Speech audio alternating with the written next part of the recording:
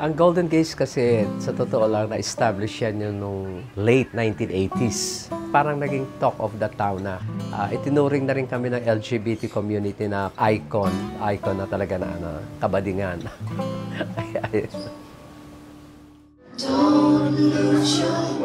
Main mission talaga ng organization na nakapaloob dun sa aming Articles of Incorporation is to provide sanctuary, tirahan, love, pagmamahal, food, pagkain para do sa mga indigent, yung mga mahihirap na senior gay man at saka yung mga napabayaan na.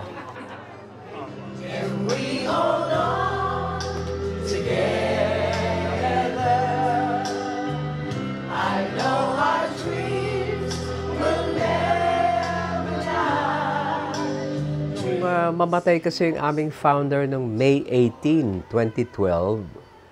Ipinasara na nung asawa niya yung bahay. Sinabi nga nila sa media na sinasarado na nila yung pintuan ng bahay para sa mga Golden Gays. Wala nang Golden Gays activities.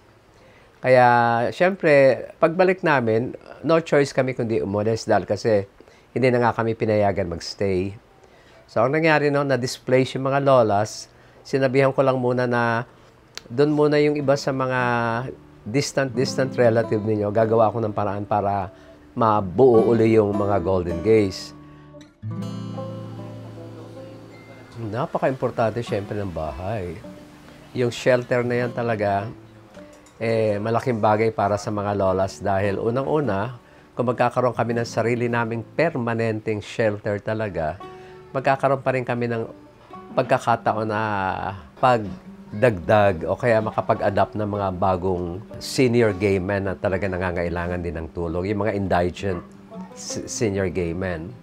Yun naman talagang isa sa mga advokasya ng Golden Gays makatulong sa mga matatandang napabayaan o kaya yung mga talagang mahihirap na wala nang kakayahang makapagpundar ng sarili nilang gamit at dahil nga sa katandaan. Kaya, importante talaga yung magkaroon talaga ng bahay. Napaka-importante.